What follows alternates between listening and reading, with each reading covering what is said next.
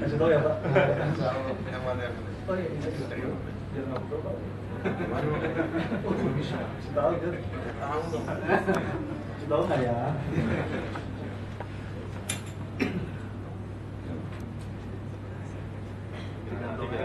Belum siapin gantung dua.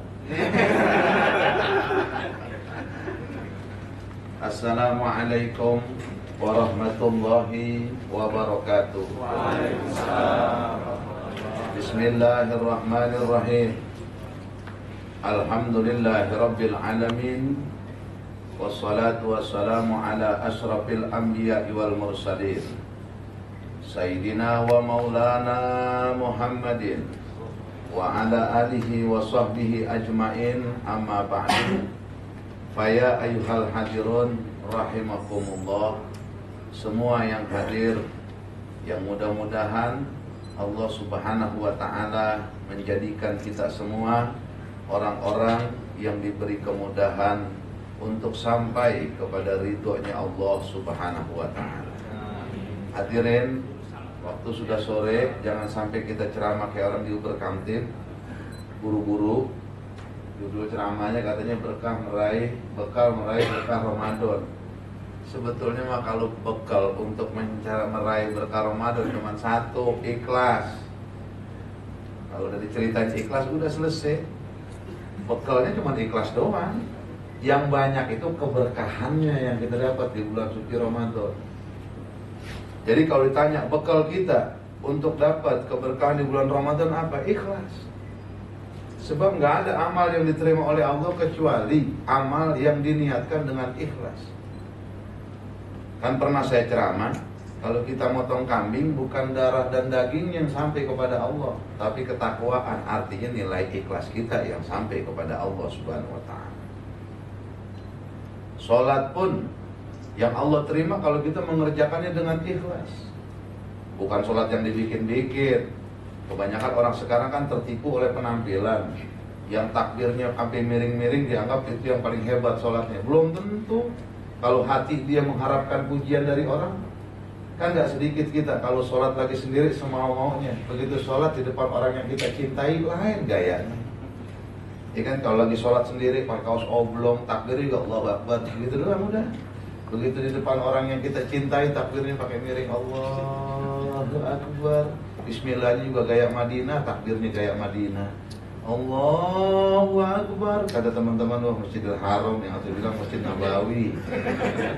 Begitu baca Bismillahnya juga beda. Biasanya kalau sembahyang sendiri Bismillahirrahmanirrahim. Begitu sembahyang di depan orang yang dicintai, saking GR-nya berubah Bismillahirrahmanirrahim. Kata temannya, mbaknya kemana? Jadi hadirin rahimakumullah, kalau kita ngomongin bekal cuma ikhlas doang. Nah sekarang yang kita omongin keberkahannya dah bulan suci Ramadan. Banyak keberkahan bulan suci Ramadan. Kenapa banyak keberkahan di bulan suci Ramadan? Sebab di bulan ini Allah buka keran yang namanya rahmah, kasih sayang Allah. Itu dah keberkahan yang Allah kasih. Di bulan ini Allah buka keran maghfirah, ampunan dari Allah subhanahu wa ta'ala. Itu udah keberkahan yang Allah berikan di bulan suci Ramadan. Di bulan ini Allah persiapkan untuk kita umat Nabi Muhammad agar bebas dari azab api neraka Allah subhanahu wa ta'ala. Ini pun merupakan barokahnya yang Allah berikan kepada bulan suci Ramadan. Rahmat Allah banyak turun di bulan suci Ramadan. Di bulan lain enggak sebanyak rahmat Allah turun sebagaimana yang Allah turunkan di bulan suci Ramadan. Ya paling kalau bulan biasa rahmat Allah banyak turun itu di sekitar arena tawaf. Sebab gini, setidaklah setiap waktu turun rahmat Allah, tapi paling banyak di bulan suci Ramadan. Di luar Ramadan paling banyak rahmat Allah turun di sekitar arena tawaf. Makanya kalau kita pergi haji, umroh, itu di sekitar arena tawaf Allah menurunkan 120 rahmah. Ingetin nih, kalau mau berangkat haji atau umroh, kalau kita di antara kita ada yang mau berangkat haji atau umroh, ingetin 120 rahmah Allah turunkan di sekitar arena tawaf. 60 lit ta'ifin, buat orang yang tawaf. 40 lil musallin, buat orang yang sholat. 20 lin nadirin, buat orang yang memandang dan melihat Ka'bah. 120, 60 buat yang tawaf, 40 buat orang yang sholat di sekitar Ka'bah, 20 buat orang yang mandang Ka'bah. Tuh mandang doang dapat 20 rohmah. Satu rohmah aja udah dahsyat, apalagi 20, apalagi 40, apalagi 60, apalagi kalau digabung jadi 120. Kita kalau mandang Ka'bah tuh dapat 20 rohmah. Makanya ada doanya mandang Ka'bah, Allahumma zid hadal bait tasrifan wa ta'ziman wa takriman wa mahabbatan wazid man sarrafahu wa addomahu mimman hajjahu awi tamaru tasrifan wa ta'ziman wa takriman wa mahabbatan wa biran. Saya yakin artinya udah pada tahu semua. Buktinya diem aja. Berarti kan paham. Ciri-ciri orang paham diem sama manggut-manggut. Itu udah paham berarti. Alhamdulillah yang hadir di sini ternyata orang yang ngerti semua. Jadi nggak repot-repot saya ceramah. Ditambah MC-nya juga begitu cerdas. Udah salah pinter nyembunyiin kesalahan. Cukup luar biasa, cukup luar biasa. Muslim yang cerdik begitu, ya kan? Dia udah kelupaan, buru-buru dia balik. Gitu. Rahmah 120. Makanya kalau lagi umroh nanti, lagi haji, ingetin tuh waktu tawaf. Jadi kalau kita tawaf dengan penuh kehusuan dapat 40 rohmah. Makanya tawaf tuh jangan dibikin susah. Kalau apal doanya baca, kalau nggak apal udah baca aja subhanallah, walhamdulillah, wala ilaha illallah, wallahu akbar. Kalau nggak apal juga doanya baca Rabbana atina fid dunya hasanah wa fil akhirati hasanah wa qina adzabannar. Kagak apal juga, lu doa pakai bahasa Indonesia. Yang penting muter. Susah juga pakai bahasa Indonesia. Lu muter aja diem kayak gangsing, sah. Iya, kalau orang tawaf diem aja gitu, sah. Yang penting 7 putaran. Kadang-kadang suka pada kebingungan, Ustaz saya nggak hafal doanya bagaimana, takut nggak sah tawafnya. Sah.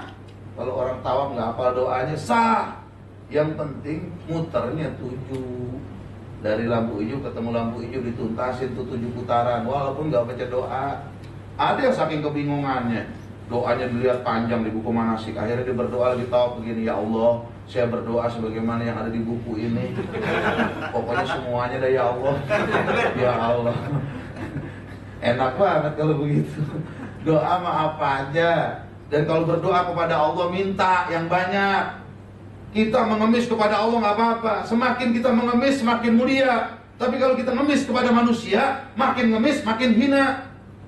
Kalau kepada Allah minta sebanyak-banyaknya. Mau minta apa silakan. Mau ngadu apa silakan. Jangan berdoa kepada Allah irit. Kalau bisa biar lengkap. Kadang-kadang malas banget berdoa angkat tangan. Ya Allah, kau tahu yang ku mau. Ya udah Allah kasih spread doang loh. Biar komplit. Yang belum dapat jodoh nih, apalagi Ramadan nih, banyakin doa, berdoa, ya Allah berikan saya jodoh yang cantik, yang soleha. Biar lengkap kalau ngomong. Yang langsing, begitu. Ada teman saya doa minta jodoh, nih kisah nyata nih. Doa dia minta jodoh yang kaya, yang cakep.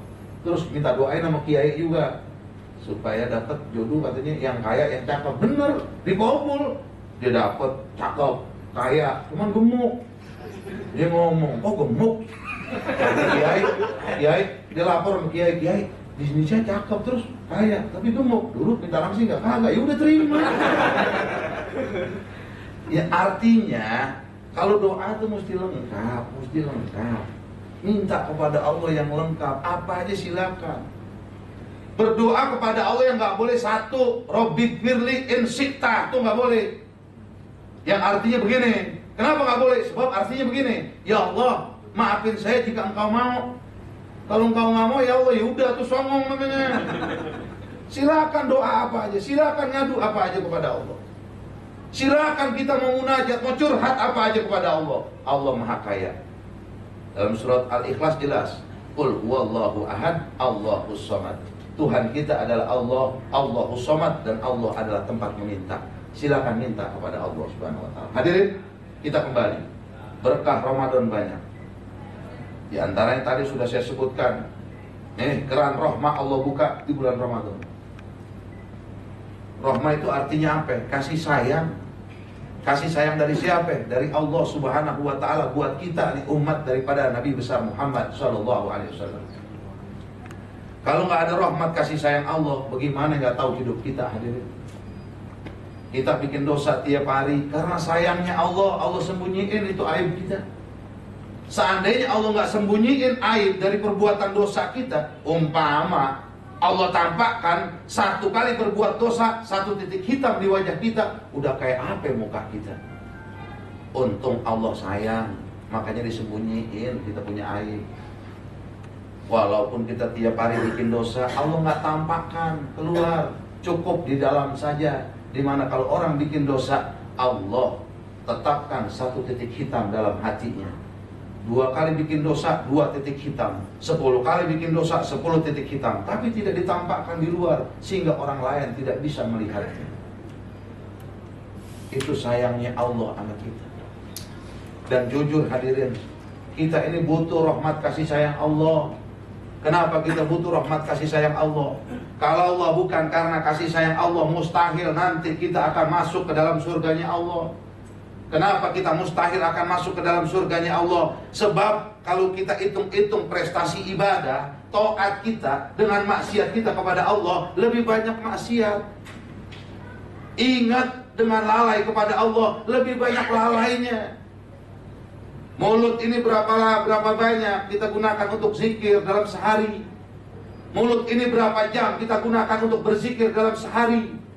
Mungkin lebih banyak kita gunakan untuk membicarakan aib orang. Mungkin lebih banyak kita gunakan untuk menceritakan bagian dunia, hal-hal yang gak penting, daripada kita gunakan untuk berzikir kepada Allah.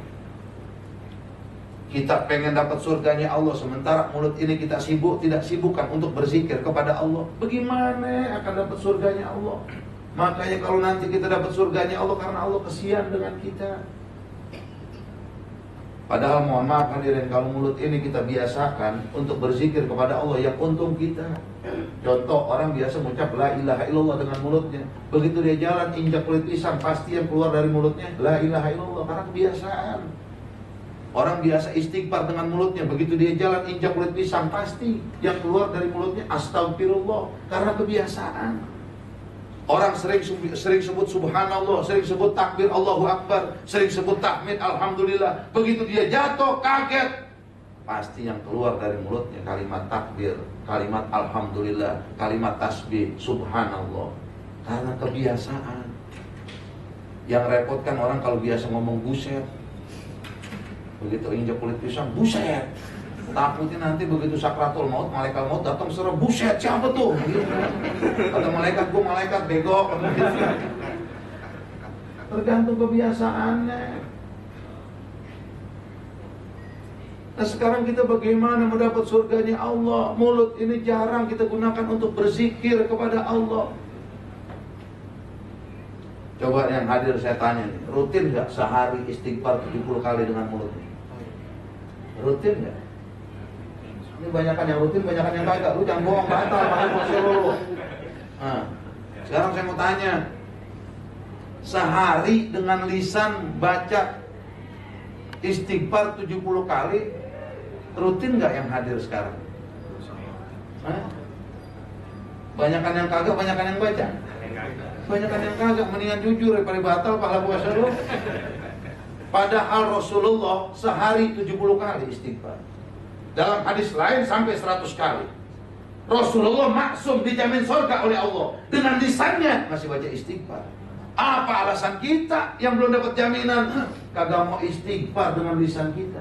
Padahal itu kerjaan ringan, gak perlu keluar biaya. Cuman ngucapin astagfirullahaladzim, astagfirullahaladzim, astagfirullahaladzim, min kulli dambin adim, wa atubu ilaih, taubatan nasuha, taubatan nasuha. Kalau itu kepanjangan cukup astagfirullahaladzim, astagfirullahaladzim, astagfirullahaladzim. Gak berat, 70 kali, gak perlu keluar biaya. Dan cuma sebentar. Dari rumah mau ke kantor naik motor sambil istighfar, nggak 5 menit kelar 70. Bahkan bisa lebih dari 70. Lampu merah macet, daripada marah-marah mendingan istighfar. Sebentar kelar 70.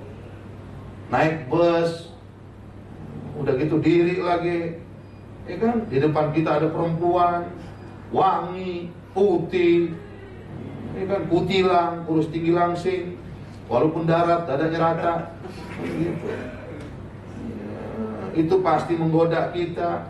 Di situ baca istighfar, baca istighfar, dan kita tidak menikmati pemandangan di depan kita, walaupun harus berhadap-hadapan. Jangan kita baca istighfar sambil nikmatin. Astagfirullahaladzim. Bagus juga lehernya. 70 kali Nabi beristighfar. Nabi udah dijamin surga. Nabi maksum, bersih dari perbuatan dosa kepada Allah Subhanahu wa taala. Jadi hadirin, kalau bukan rahmat kasih sayang Allah, mustahil kita dapat surganya Allah Subhanahu wa taala. Makanya ulama-ulama kita tuh pada tahu diri. Salah satunya Abu Nawas. Abu Nawas itu seorang ulama, walaupun dia sering guyon, ternyata dia orang yang paling takut kepada Allah. Abu Nawas itu orangnya sering bercanda. Yang sering digodain Raja Harun al-Rasyid, sering digodain sama Abu Nawas. Tapi padahal Abu Nawas itu sebetulnya orang yang ahli ibadah, seorang ulama yang paling takut kepada Allah. Sehari-harinya tukang bercanda, orang banyak tertipu dengan penampilannya. Makanya hati-hati nih, jangan tertipu sama penampilan. Kadang-kadang kita ngelihat anak muda jidatnya hitam, kita bangga, padahal kerah bajunya digesok di sini. Dan begitu. Belum tentu yang berpenampilan kelihatannya soleh, dia sebenarnya soleh. Belum tentu yang berpenampilannya liar, dia nggak soleh. Belum tentu yang berpenampilan urakan, dia nggak dekat kepada Allah. Kita jangan tertipu oleh penampilan. Kita jangan tertipu oleh istilahnya pandangan luar, pandangan zohir. Mohon maaf, Jeffrey Al-Bukhari, Allah yarham, kalau melihat penampilan luarnya, kita semua bisa tertipu. Pakaiannya keren, pergaulannya juga beda, seakan-akan dia ustadz yang ambisi sama dunia. Tapi Allah kasih lihat sama kita semua, begitu dia wafat, yang sedih banyak, yang nyolatin banyak, yang nganterin banyak, yang merasa kehilangan banyak. Kalau bukan Allah yang gerakin, mustahil orang bisa begitu. Gak bisa dipaksa urusan begitu. Buktinya gak lama habis Jeffrey, ada pejabat yang meninggal, adem-adem aja. Kan begitu. Malah ada yang bilang begini, bagus dari mampus begitu. Beda kalau orang soleh sama yang bukan soleh. Kalau orang soleh meninggal banyak yang sedih. Tapi kalau orang yang toleh meninggal, bukan sedih, orang malah girang. Jeffrey Al-Bukhari contoh buat kita. Banyak yang merasa kehilangan, banyak yang merasa sedih, banyak yang nganter jenazahnya, banyak yang nyolatin. Tuh contoh orang baik begitu. Yang kata Imam Syafi'i, waladatka umuka yabna adam mabakian wa nasu haulaka yadhakuna sururon. Ihris ala amal takunu bi izan yabkuna haulaka dohikan masururo. Pada saat kau dilahirkan, kau menangis, orang tertawa. Maka pada saat kau besar, jaga amal baikmu, sehingga pada saat kau meninggalkan dunia ini, kau tertawa, orang menangis. Waktu lahir kita nangis, orang ketawain kita. Kalau kita baik waktu hidup, begitu kita kembali kepada Allah, orang menangis, kita sendiri tertawa. Waktu lahir diketawain, kita nangis. Waktu meninggal, orang menangis, kita ketawain orang yang pada nangis. Kenapa kita tertawa? Karena kita termasuk orang yang sudah menang, mendapatkan surganya Allah, sukses jauh dari neraka Allah Subhanahu wa taala. Hadirin rahimakumullah. Jadi kembali hadirin, rahmat Allah kita butuh, kasih sayang Allah kita butuh. Abu Nawas karena paham, ngerti bahwasanya hanya rahmat Allah yang bisa menjadikan seseorang selamat dunia akhirat, maka dia karang doa dalam bentuk syair. Apa doanya? Dia berkata dalam doanya, yang doanya itu dalam bentuk syair. Dia katakan, ilahi lastulil firdausil ahla wala aqwa ala naril jahimi fahabli taubatan waghfir zunubi fa innaka ghafiruz zambil adhim. Abu Nawas lagi ngomong kepada Allah. Dalam munajatnya beliau katakan, Ilahi lastu lil firdausil a'la. Ya Allah, ya Tuhan, ya Allah, saya nggak pantas masuk surga Firdaus. Abu Nawas lagi ngomong tuh, ya Allah, saya nggak pantas masuk surga Firdaus. Sedangkan surga yang paling tinggi surga Firdaus. Jadi Abu Nawas lagi ngomong kepada Allah, ya Allah, kalau surga yang VIP saya nggak pantas, yang ekonomi mah boleh. Tuh orang cerdas tuh lagi doa begitu. Sebab surga Firdaus itu khusus untuk orang-orang pilihan saja, yang betul-betul tangguh dalam beribadah kepada Allah. Cuman kan ada beberapa tingkatan surga. Makanya kata Abu Nawas, kalau yang VIP saya nggak pantas, yang ekonomi mah boleh. Giliran neraka dia ngomong, wala aqwa ala naril jahimi. Ya Allah, saya nggak pantas masuk surga Firdaus, tapi juga ya Allah, saya nggak kuat ke neraka. Neraka apa? Neraka jahim. Sedangkan neraka jahim termasuk neraka yang paling ringan siksaannya. Neraka paling berat itu namanya sakor. Jadi Abu Nawas lagi ngomong, ya Allah, kalau nerakanya yang ekonomi saya nggak kuat, apalagi yang VIP. Jadi jangan deh ya Allah, begitu. Surga mah yang ekonomi boleh, walaupun nggak dapat VIP. Neraka mah jangankan yang VIP, yang ekonominya saya ogah, apalagi yang VIP. Intinya neraka mah jangan ya Allah. Terus Abu Nawas ngomong, pahabli taubatan waghfir dzunubi. Ya Allah, ampuni dosa saya. Terima taubat saya, ampunin dosa saya. Kenapa saya minta diterima taubat dan minta diampuni dosa? Fa innaka ghafiruz dzambin azim. Alasan saya cuma satu, ya Allah, karena Engkaulah yang Maha mengampuni dosa-dosa yang besar. Dosa segede apapun Kau maafkan kalau orang mau bertobat. Maka pantas kalau saya ngomong mengadu supaya Kau ampuni dan supaya Kau terima taubat saya. Tuh. Kenapa Abu Nawas berdoa begitu? Karena sadar yang bisa menjadikan kita selamat di akhirat, terutama yang bisa menjadikan kita masuk ke dalam surganya Allah, cuman satu jawabannya, rahmat, kasih sayang Allah. Bukan prestasi ibadah kita, bukan prestasi amal kita, bukan, karena kasih sayang Allah. Sebab kalau dilihat dari amal kita nggak seberapa taat dibanding maksiat, banyakkan maksiat. Berapa banyak kita meninggalkan sholat 5 waktu? Udah gitu kita nggak kodok-kodok lagi. Mohon maaf hadirin, sholat yang ditinggalkan nggak sengaja wajib dikodok, apalagi yang sengaja. Utang kepada manusia wajib dibayar, apalagi kepada Allah. Makanya kalau banyak kemarin kita ninggalin sholat, kodok, lunas utang kita kepada Allah, cuma tetap dosa karena kita sengaja meninggalkan sholat. Kalau orang yang ketiduran, dia kodok sholatnya, lunas, dan dia nggak dosa, sebab meninggal ini nggak sengaja. Berarti kan ngeringanin dosa kita. Tinggal kita benar-benar minta ampun dan maaf kepada Allah Subhanahu Wa Taala. Sholat berapa banyak yang kita tinggalin pengen surganya Allah. Berapa banyak kita sholat nggak khusyuk pengen surganya Allah. Kalau dari amal nggak dapet. Baca Quran dalam 1 bulan Ramadan berapa kali khatam? Kita selama 1 bulan puasa Ramadan baca Quran nggak khatam, pengen surganya Allah. Kalau dinilai dari prestasi baca Quran kita nggak dapet. Orang kita nggak hatam, yang lain ada yang hatam 7 kali, 6 kali. Kita alhamdulillah kagak pernah hatam. Sekalinya ada yang hatam, aneh. Gitu. Ramadan baru 1 hari hatam. Wah, elah, gempar. Teman-temannya kaget. Hebat loh. Ramadan baru 1 hari udah hatam aja baca Quran. Bagaimana caranya? Gampang. Gue nerusin yang tahun kemarin. Begitu. Ternyata tahun kemarin dia dapat 29 juz. Begitu. Gitu Ramadan baru 1 hari diterusin juz 30, kelar hatam, langsung baca Allahumma arhamna bil Quran. Baca Quran kita aja nggak hatam-hatam, baca Quran kita aja cuma sebentar doang. Ada yang baca Quran baru 10 menit udah berhentian. Temennya nanya, lu baru 10 menit udah berhentian. Wah, hurufnya pada belarian. Bukan belarian, huruf mata lu ngantuk. Emang kalau kita nih terus terang punya mata, diajak baca Quran ngantuk cepet. Coba kalau nggak bisa tidur, wudu, ambil Quran, baca, cepet ngantuk. Coba kalau mata ini dipakai buat maksiat, lama ngantuknya, kuat melek. Yang catur, kuat melek. Padahal catur main orang marahan itu. Iya, mainan orang marahan catur itu. Temen akrab kagak ada yang ngobrol. Sekali ngomong cuma sedikit, skak.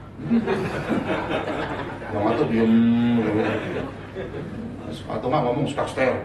Nggak ada orang main catur sambil ngobrol. Gimana kabar keluarga? Sehat. Anak-anak pada sehat ya. Terus gimana nih pulang kampung hari apa nih? Nggak ada orang main catur ngobrol. Temen akrab kayak orang marahan, diem aja. Kuat lama tuh. Kenapa kuat lama? Sebab setan setuju. Main game kuat lama, sebab setan setuju. Hal-hal yang melalaikan untuk kita ingat kepada Allah, setan bikin kuat lama. Hal-hal yang menjadikan kita ingat kepada Allah, setan godain biar gak kuat lama. Makanya baca Quran gak kuat lama, setan gak setuju. Zikir gak kuat lama, setan gak setuju. Main catur, main game, kenapa dibikin lama? Setan setuju. Ada lagi orang sekarang mancing, alasannya melatih kesabaran. Tapi begitu sampai ngempang galatama, judi bego kan begitu. Alasannya nggak seni, latih kesabaran. Tapi begitu sampai di empang, ada istilahnya disebut galatama. Bayar dapat hadiah, judi. Haram hukumnya. Kadang-kadang maaf, orang-orang yang hobi mancing, saya jujur aja, kalau buat latih kesabaran bagus. Cuman nggak sedikit tukang mancing ngerjain pekerjaan bego. Contohnya begini, punya duit, beli ikan mas 3 kilo. Begitu dibeli, dilepas ikan mas di empang. Habis dilepas dipancingin, kan bego itu. Allah kasih gampang. Kenapa nyusahin diri? Punya uang, beli ikan mas. Allah kasih rezeki, beli ikan mas 3 kilo. Bawa pulang, suruh istri masak. Kita tungguin, matang makan. Ini demen banget nyusahin diri. Ikan mas dibeli 3 kilo, habis dibeli dilepas di empang, habis dilepas dipancingin. Nggak dapat marah-marah. Emang dasar nih ikan nggak tahu diri. Itu kerjaan orang bego tuh namanya. Jadi kembali hadirin, prestasi ibadah kita, prestasi amal kita belum seberapa dan tidak akan menjadikan kita penghuni surganya Allah. Kalau nanti kita masuk surga, karena Allah kasihan dengan kita. Tuh, yang pertama, berkah Ramadan. Rahmat banyak Allah turunin ke dunia ini. Apalagi berkahnya Ramadan. Maghfirah, ampunan Allah buka. Allah nggak ngelihat siapa kita. Jujur, kita semua nih gak ada yang bersih dari dosa. Siapa yang bersih dari dosa? Mata kita, mulut kita, tangan kita, kaki kita, selalu kita ajak bikin dosa kepada Allah. Siapapun kita yang hadir, gak ada yang bersih dari dosa. Ini saatnya kita minta ampunan kepada Allah Subhanahu wa ta'ala. Allah buka keran ampunan. Hal min mustaghfirin faghfir lahu. Allah berseru, adakah orang-orang yang beristighfar? Aku ampuni dosa-dosanya. Allah buka keran ampunan sebagai barokahnya daripada bulan suci Ramadan. Allah tunggu. Allah itu sayang dengan kita, hadirin. Kita berbuat maksiat, Allah tunggu tobatnya.